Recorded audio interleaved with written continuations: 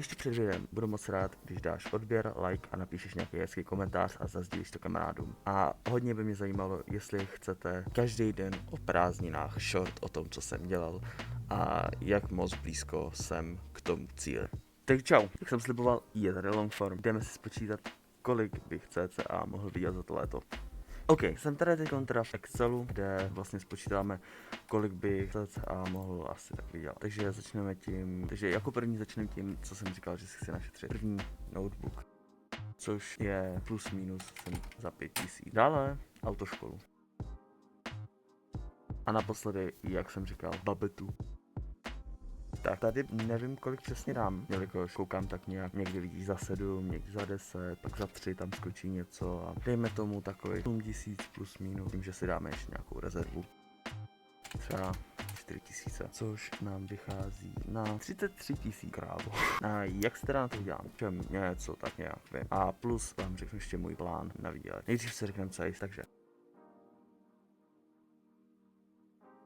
OK, takže jako první mám brigádu, kde mám jistý 10,5 tisíce, ale potom mě ještě vlastně čeká, což není jistý, jo, což vlastně ptal jsem se AIčka, to mi vyplivilo nějak, že bych mohl z dárku, mohl dostat, dejme tomu, 4000, jo, plus ještě tady mi doma leží tisícovka, což už máme nějak, takže tady máme 15,5 tisíce, což nám vychází, že už nám stačí vydělat nějakých 17,5 tisíce. Když si říkáš, ty vole, jak chceš vydělat 17,5 tisíce? PC reselling. Jo, chci zkusit PC reselling. Takže z toho mi vychází, že bych musel 17,5 tisíce vydělat jenom PC reselling. Jde to, nejde to, nevím. Chci to zkusit 2 měsíce, nevím, jestli je dostatečně dlouho, ale musel bych se jakože dobře challengenout. A co je ten plán na PC resell? Budu kupovat počítače, budu je upgradeovat a prodám je za vyšší profit. Teď už tady mám počítač jeden, za který jsem dal nějakých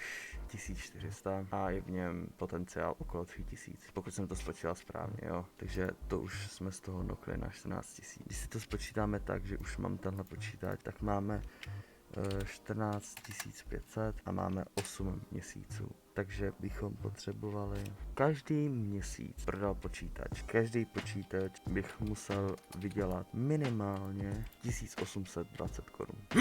Což vychází na to, když bych bral tyhle kompy, což jsou výdělek těch 1600, tím, že bychom měli, že jo, ten dostatek 14 000, tím pádem bych musel takových počítačů postavit 9 takových počítačů, což nějak nevychází, ale to OK. To znamená, že bych potřeboval postavit 1 až 2 počítače týdně s tím, že bych je musel i prodat, což podle mě bude plus minus 1 až 2 počítače za 2 týdny, protože zvládnu ho nakonfigurovat během dne i ho vystavit, ale než se najde zákazník a než se domluvíme, může uběhnout docela dlouhá doba. No, a chtěl bych to vlastně udělat tak, že si nazhromáždím co nejvíc. Ale rozhodně budu chtít si něco kupovat o létos a mít ven s kamarádem a tak. Takže bych to udělal takhle, že vlastně z toho, co si vydělám, to rozdělím takhle. Kromě resellu vlastně. Z věcí, co si vydělám, to rozdělit takhle. Chtěl bych to ty brigády rozdělit takhle. 85-15. 85% jde někam, kde prostě na to nebudu šahat, 15 jde na zábavu. Takže když to vezmeme takže, což mi vychází na nějakých 9000 tady a 1500 pro mě. Což je takový kinda OK, budu mít něco málo pro sebe. No ale to je jenom na tyhle ty dva. PC resell chci rozhodně udělat jinak. Tak chci rozdělit na 30% do safeu, 70% zpátky do resellu těch počítačů. Což mi vychází, že když vydělám z toho počítače 3000, tak okamžitě hodím 900 do safeu, nebudu moc šahat a zbytek jakožto 2100 jdou zpátky do resellu a žádný fun money z toho nebude. Takže mi to vychází tím pádem, že v safeu mi tím pádem vychází, že budu mít 9825, v resellu budu mít 2100 a fun money, který budu moct utratit, na co budu chtít, bude těch 1500, jo, což mi vychází takhle. Tím pádem kolik bych potřeboval actually do toho? Jelikož na konci léta tyhle ty dva budgety spojím, takže až bude konec léta, se to spojí. Takže kolik bych potřeboval udělat v tom resellu, abych actually na to vydělal? Nám vyšlo nějakých těch 1450, jo?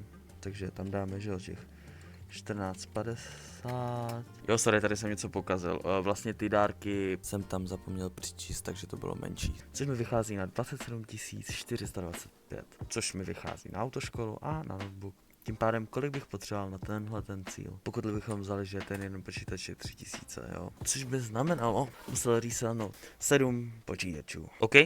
Tak tohle je můj plán teda na léto. Napište mi třeba, co si o něm myslíte, jestli by se nějak dalo zlepšit a jestli máte zájem o ty short každý den z toho progresu. OK? Tohle bude všechno. Čau.